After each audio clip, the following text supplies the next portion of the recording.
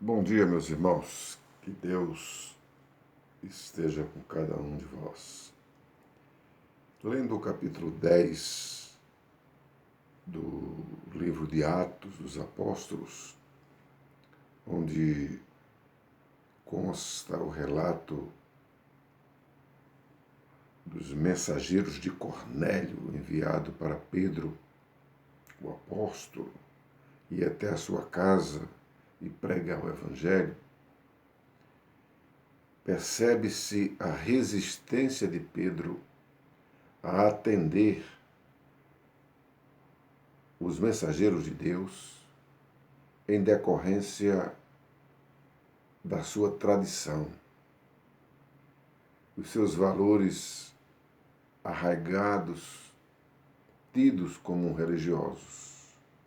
E quando os mensageiros chegaram, antes mesmo Pedro tinha tido uma revelação. E a revelação descia um lençol do céu com todo tipo de réptil e animais e uma voz do céu dizia: Pedro, mata e come. E Pedro respondia: de modo algum eu comerei aquilo que é comum ou impuro. E a voz dizia: não chames tu comum ou impuro aquilo que Deus purificou, aquilo que Deus criou. A nossa fé,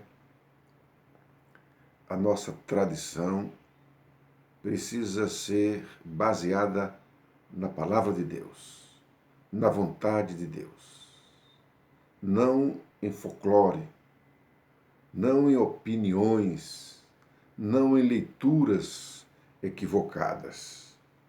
Pedro estava equivocado.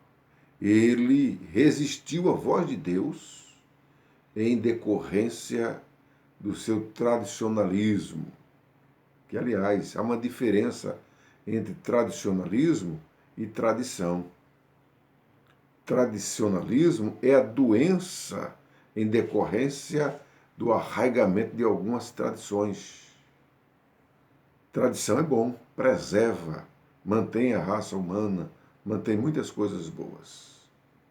A fé é para ser expressa de modo dinâmico.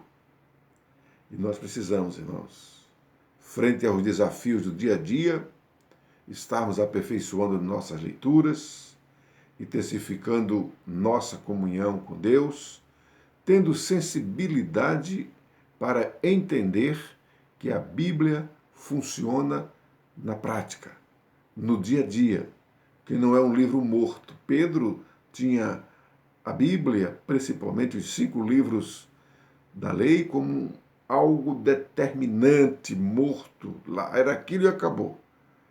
Não ouviu Jesus dizer: ouviste que foi dito, eu, porém, vos digo. A dinâmica da fé, como diria Paul Tillich.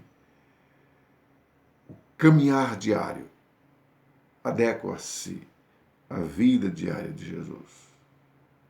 Muitos teólogos, pastores sérios, têm dito que é importante ter a Bíblia na mão e o jornal do dia na outra mão.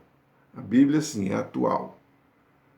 O jornal ele traz as consequências, os posicionamentos, os acontecimentos do dia a dia. Mas nós precisamos, de fato, ouvir a voz de Deus. Dizer como o apóstolo Paulo no caminho de Damasco: Senhor, quem és e o que queres que eu faça? É interessante isso, dizer também como o eunuco disse a Filipe: como é que eu vou entender se não há quem me explique? Ter humildade.